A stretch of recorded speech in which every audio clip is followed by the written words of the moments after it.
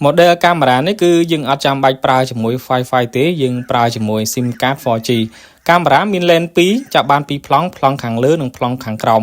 plong ខាងក្រោមគឺវិលបាន360 degree មាន sensor រេចាប់សកម្មភាពមនុស្សអាច voice សំឡេងឆ្លើយឆ្លងបានពីទូរស័ព្ទមកកាមេរ៉ា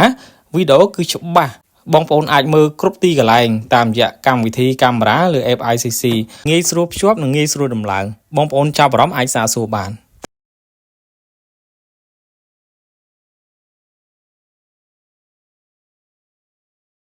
នេះបងច្បាស់តែបងគេគាត់ដកទីហ្នឹងនេះកាមេរ៉ាច្បាស់តែហើយបង